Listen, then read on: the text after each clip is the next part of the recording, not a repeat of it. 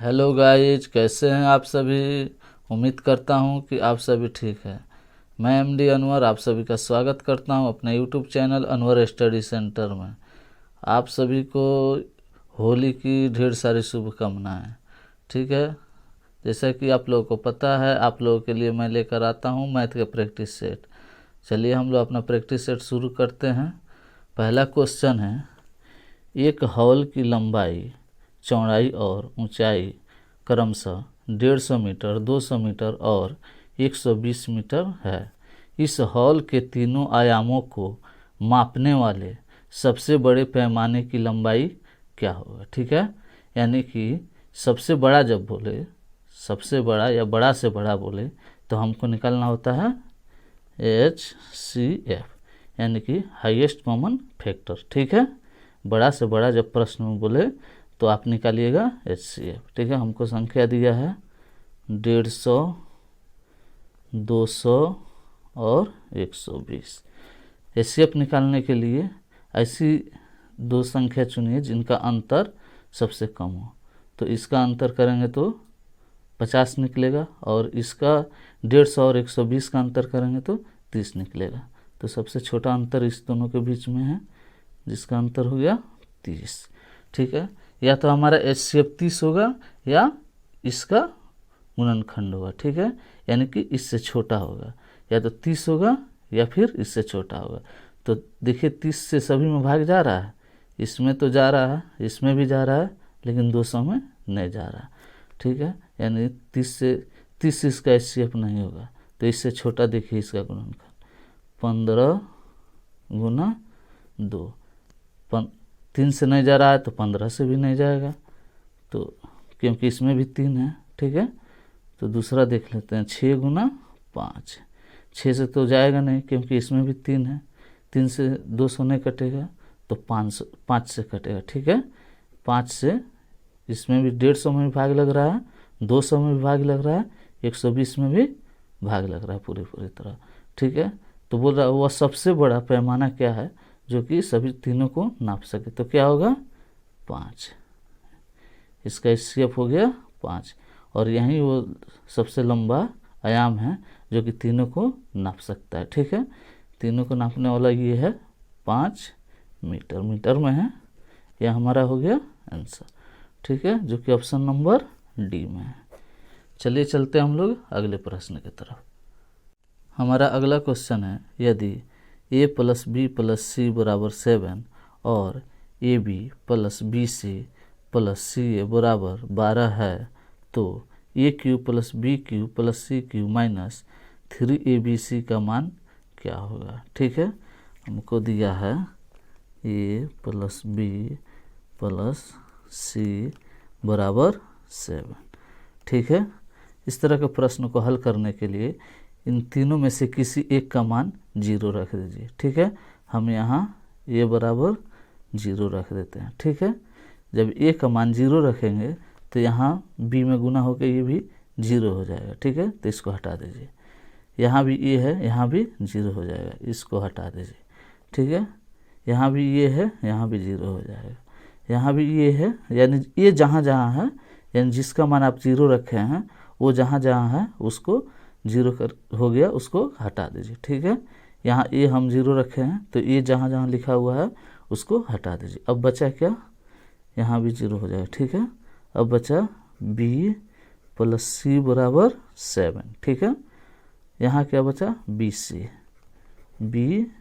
बराबर बच गया 12। ठीक है, अब हमको B और C का मान ऐसा रखना है, यानी B और C का मान ऐसा रखना है जिसको जोड़ने पर 7 प्राप्त हो और उसका गुना करने पर 12 प्राप्त हो।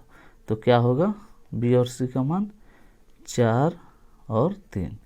4 और 3 जोड़ेंगे तो 7 हो जाएगा।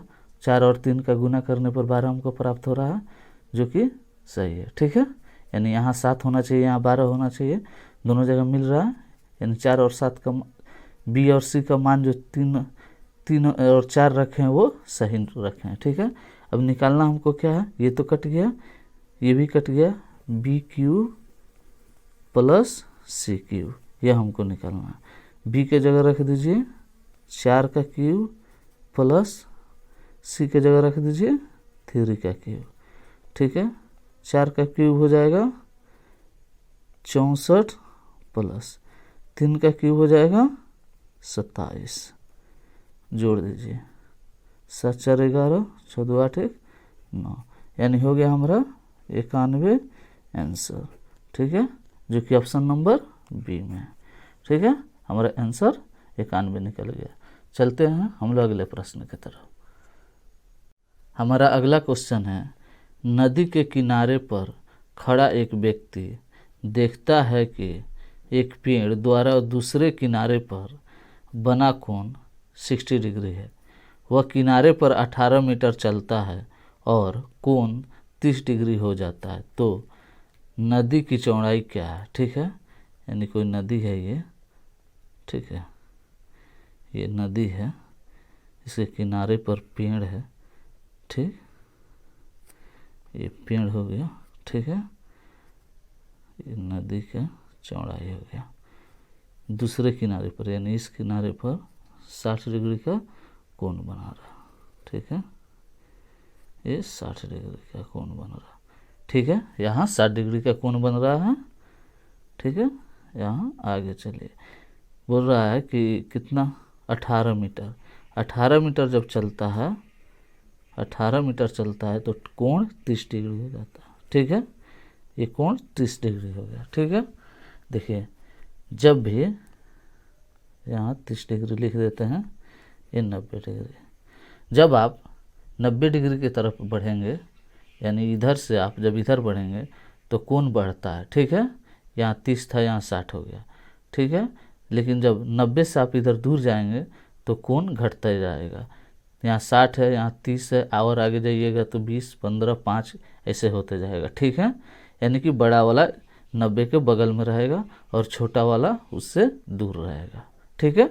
चलिए देखते हैं, ये इसका दिया है 18 मीटर, इसके बीच का दूरी है 18 मीटर। 60 बराबर क्या होता है, √3, तो ये हो गया 30 डिग्री, ठीक है।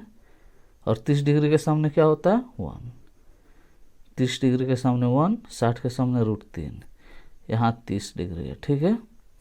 तो ये टोटल कितना हो गया, ये टोटल हो गया 60 डिग्री। इधर 30 है तो इधर 60 डिग्री, ठीक है।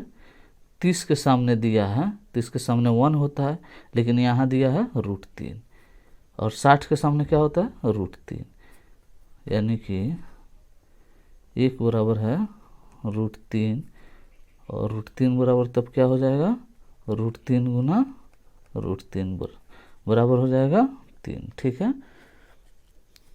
ये टोटल हो गया 3, यहाँ से यहाँ तक का दूरी हो गया 3, ये पूरा 3 है, ठीक है। और यहाँ से यहाँ तक का 1 है, तो यहाँ से यहाँ तक का हम निकाल सकते हैं, यहाँ से यहाँ तक का हम निकाल सकते हैं। 3 में से अगर हम 1 घटा दे तो निकल जाएगा 2, यानी ये 2 है और ये 1 है, दोनों मिलके 3 हो गया, ठीक है। टोटल है 3, 3 में से हम अगर 1 घटा दे तो इसका निकल जाएगा, ठीक है, जो कि 2 है। 2 बराबर दिया है 18, तो 1 बराबर क्या हो जाएगा 9 मीटर, ठीक है।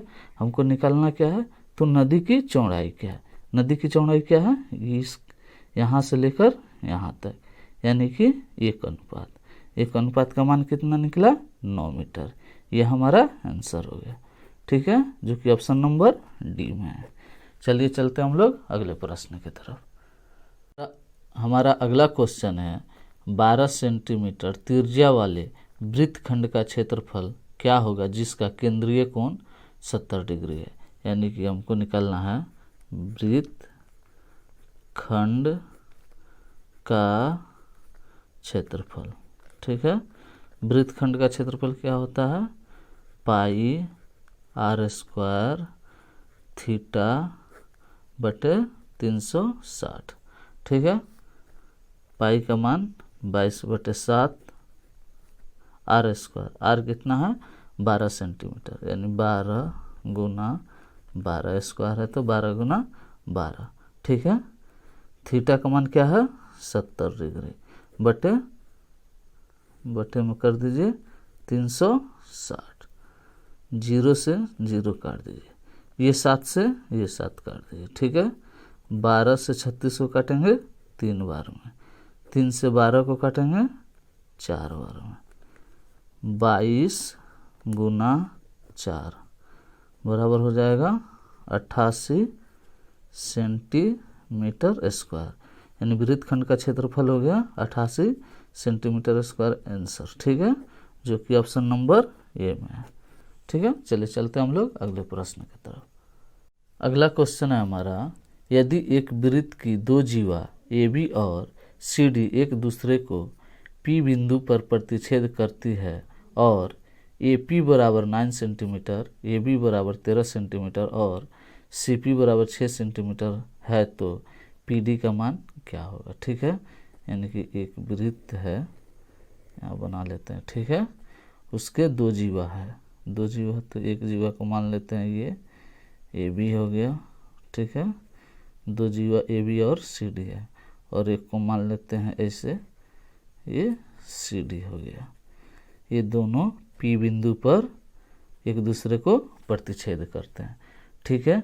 ए पी का मान 9 सेंटीमीटर, यानी यहाँ से यहाँ तक का दूरी है 9, ठीक है। ए बी का मान 13, यानी ये पूरा 13 है, ठीक है, यहाँ से लेकर यहाँ तक पूरा 13 है, यहाँ 9 है तो यहाँ हो जाएगा 4, यानी पी भी हो गया 4, ठीक है। और सी पी 6, सी पी किधर है, ये 6 है, ठीक है। तो हमको निकालना क्या है, पी डी, तो इसका होता है ए पी गुना पी बी बराबर सी पी गुना पी डी, ठीक है। यानी इसका गुणनखंड और इसका गुणनखंड बराबर होगा इसके गुणनखंड और इसके गुणनखंड के, ठीक है। ए पी कितना है 9 गुना पी बी कितना है 4 बराबर सी पी कितना है 6 गुना पी डी, ठीक है। पी डी को यहाँ रहने दीजिए, इस 6 को यहाँ लाकर 9 गुना 4/6 कर दीजिए, ठीक है। 3 से काटेंगे 6 को 2 बार में, 3 से 9 को 3 बार में, 2 से 4 को 2 बार में, यानी पी डी का मान निकल गया हमारा कितना, 3 गुना 2 6 सेंटीमीटर, ठीक है, हमारा आंसर हो गया, जो कि ऑप्शन नंबर ए में है, ठीक है। चलिए चलते हम लोग अगले प्रश्न की तरफ। हमारा अगला क्वेश्चन है, एक विक्रेता एक वस्तु के अंकित मूल्य पर 20% की छूट देता है और तब भी वह 25% का लाभ कमाता है। यदि उसे वस्तु के विक्रय पर 150 रुपये का लाभ होता है तो उस वस्तु का लागत मूल्य क्या है, यानी कि हमको निकालना है सीपी, कॉस्ट प्राइस, ठीक है। अंकित मूल्य पर 20% का छूट देता है, उसके बावजूद भी उसको 25% का लाभ हो रहा है। 25% का मतलब 25/100 बराबर 1/4, यानी ये उसका सीपी है और ये उसका क्या हो गया, प्रॉफिट, यानी कि लाभ, यानी 4 रुपये के सामान पर 1 रुपये का लाभ हो रहा है। क्वेश्चन में बोल रहा है उसका लाभ 150 रुपया है, यानी 1 बराबर 150 रुपया दिया हुआ, ठीक है। हमको निकालना है सीपी, यानी कि 4 का मान। 4 का मान निकालने के लिए इसमें 4 से इधर गुना कर दीजिए और इधर भी 4 से गुना कर दीजिए, इधर 4 इधर हो जाएगा 150 गुना 4 600, ठीक है, यानी कि 600 रुपया हो गया हमारा क्या, सीपी, ठीक है। ये हमारा आंसर हो गया। सीपी हमको निकल गया कितना, 600। वस्तु का लागत हमसे पूछा था, वस्तु का लागत 600 रुपये निकल गया, ठीक है, क्योंकि ऑप्शन नंबर बी में है। चलिए चलते हम लोग अगले प्रश्न की तरफ। अगला क्वेश्चन है, 1 से 32 के बीच सम संख्याओं का योग क्या होगा, यानी 1 से लेकर 32 के बीच, यानी कि 32 को हमको नहीं लेना है, 32 के बीच यानी 32 से नीचे। तो पहला हमारा सम संख्या कितना हो जाएगा 2, और अंतिम कितना हो जाएगा 32 से नीचे, 32 से नीचे हो जाएगा 30, ठीक है। हम निकाल लेते हैं n बराबर क्या होता है, दोनों का अंतर बटे 2 प्लस में 1, दोनों का अंतर कितना हो गया 28 बटे 2 प्लस में 1, यानी कि 14 प्लस 1 15, n हमारा निकल गया 15। अब सम संख्याओं का योग कैसे निकालेंगे, n इंटू n प्लस 1, ठीक है। n हमारा दिया हुआ है 15, ठीक है, और गुना n प्लस 1, 15 प्लस 1 16, ठीक है। n यहाँ रखेंगे 15 प्लस 1 16, इसको गुना करके लिख दीजिए। गुना करने पर क्या होगा 15 छक्के 90, 15 कम 15 9 24, ठीक है, यानी कि 240, ठीक है। हमारा आंसर हो गया 240, जो कि ऑप्शन नंबर डी में। चलिए देखते हैं हम लोग अगला प्रश्न। हमारा अगला क्वेश्चन है, दो संख्याओं का लसाअ 225 है तथा उनका मसा 5 है। यदि एक संख्या 25 है तो दूसरी संख्या क्या है, ठीक है। हमको निकालना है दूसरी संख्या। इसको निकालने के लिए होता है एलसीएम गुना एचसीएफ, यानी कि लसा गुना मसा बराबर होता है पहली संख्या गुना दूसरी संख्या, ठीक है, दूसरी संख्या। एलसीएम क्या है, लसा है हमारा 225 गुना एचसीएफ मसा है 5, ठीक है। पहली संख्या क्या है, पहली संख्या हमको दिया हुआ है, यानी एक संख्या दिया है 25, तो दूसरी संख्या हमको निकालना है दूसरी, ठीक है। इसको 25 को इधर लाके भाग दे दीजिए, 225 गुना 5 बटे 25, ठीक है। 5 से 25 को काटेंगे 5 बार, ठीक है। 5 से 225 को काटेंगे 5 का 20 50 25, ठीक है, यानी 45 बार दूसरी संख्या, ठीक है, यानी दूसरी संख्या हमारा निकल गया 45, ठीक है। यह हमारा दूसरी संख्या हो गया, ठीक है। यही हमसे पूछा था, पहला हो गया 25 दिया हुआ है, दूसरे हमको निकालना था, दूसरे हो गया हमारा 45, यह हमारा आंसर हो गया, जो कि ऑप्शन नंबर सी में है। चलिए चलते हैं हम लोग अगले प्रश्न की तरफ। हमारा अगला क्वेश्चन है, दो संख्याओं का योग 100 एवं उनका अंतर 37 है, तो उनके वर्गों का अंतर क्या होगा, ठीक है। मान लेते हैं कोई संख्या ए और बी है, ठीक है। इनका योग दिया हुआ है 100, इनका अंतर दिया हुआ है ए माइनस बी दिया हुआ है 37, ठीक है। हमको निकालना है इनके वर्गों का अंतर, यानी कि ए स्क्वायर माइनस बी स्क्वायर, ठीक है। इसका होता है फॉर्मूला ए माइनस बी गुना ए प्लस बी, ठीक है, ए माइनस बी गुना ए प्लस बी, ये हमको निकालना है। ए माइनस बी का मान यहाँ दिया हुआ है 37, ए प्लस बी का मान दिया है, गुना कर दीजिए, ए प्लस बी का मान दिया है 100, ठीक है। 37 गुना 100 3700, ठीक है। ये 3700 हमारा आंसर हो गया, ठीक है। यही निकालना था इनके वर्गों का अंतर, जो कि 3700 है। ऑप्शन नंबर ये हमारा आंसर हो गया। चलिए चलते हम लोग अगले प्रश्न की तरफ। हमारा अगला क्वेश्चन है, 3 पुरुष या 6 औरत एक काम को 16 दिनों में समाप्त कर सकती है, तो 12 पुरुष और 8 औरत उस काम को कितने दिनों में पूरा कर लेंगे, ठीक है। यानी कि हमको दिया है 3 मैन अथवा हो या हो, ठीक है। यहाँ पर या दिया हुआ है, इसके जगह किसी प्रश्न में अथवा भी लिखा हो सकता है। इसका मतलब होता है कि पहला के बराबर है दूसरा, यानी 3 पुरुष के बराबर है 6 औरत, ठीक है। 3 मैन बराबर हो गया 6 वुमेन। इनका अनुपात निकाल लीजिए, मैन बटे वुमेन, ठीक है। यहाँ 6 आ गया, इसको बटे में करेंगे 3 हो गया, ठीक है। ये जाके इधर बटा में हो जाएगा, ठीक है, यानी निकल गया 2/1। 3 से 6 को काटे, इसका अनुपात निकल गया 2/1, यानी एक मैन का कार्य क्षमता 2 है और एक औरत का कार्य क्षमता 1 है, ठीक है। चलिए पहले हम लोग निकाल लेते हैं टोटल वर्क यानी कुल काम क्या है, ठीक है। कुल काम कैसे निकालेंगे, या तो पुरुष को ले लीजिए या फिर औरत को ले लीजिए, ठीक है। हम पुरुष को ले लेते हैं, यानी 3 मैन अगर काम करता है तो काम कितना दिन में, 16 दिन में। यहाँ आप 6 औरत भी ले सकते थे, तो जब औरत लेंगे तो यहाँ औरत का मान 1 रखेंगे, ठीक है। यानी जहाँ वोमेन होगा वहाँ 1 रखेंगे और जहाँ पुरुष है वहाँ 2 रखेंगे। यहाँ मैन लिए हैं तो मैन के जगह रखेंगे 3 गुना 2, ठीक है, गुना 16। ये हमारा हो गया टोटल वर्क, ठीक है।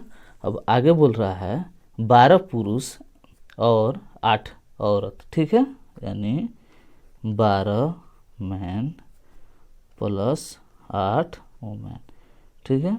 इस काम को कितना दिन में पूरा करेंगे, ठीक है। तो 12 मैन का कार्य क्षमता कितना है, 2 प्लस 8 वुमेन का कितना है, 1 गुना 1, कितना हो गया टोटल, 12 दूनी 24 प्लस 8 बराबर 32, यानी इतना हो गया काम करने वाले। कुल काम क्या है, ये 3 गुना 2 गुना 16। तो कितना दिन में काम पूरा होगा, दिन हमको निकालना है। दिन बराबर हो गया कुल काम बटे कितना आदमी है काम करने वाले, 32, ठीक है। 16 से काटेंगे 32 को 2 बार में, 2 से 2 कट गया, यानी कि 3 दिन में काम समाप्त हो जाएगा जब 12 पुरुष और 8 औरत मिलकर काम करेंगे, ठीक है। हमारा आंसर हो गया 3 दिन, जो कि ऑप्शन नंबर सी में है, ठीक है। इसी के साथ हम लोग आज का क्लास यहीं पर ख़त्म करते हैं। वीडियो आपको कैसी लगी कमेंट करके ज़रूर बताएं। जो दोस्त चैनल पर पहली बार आए हैं चैनल को सब्सक्राइब कर लें और वीडियो को अपने दोस्तों तक शेयर कर दें, ठीक है। और वीडियो अच्छी लगी हो तो लाइक ज़रूर करें। Thank you, bye bye.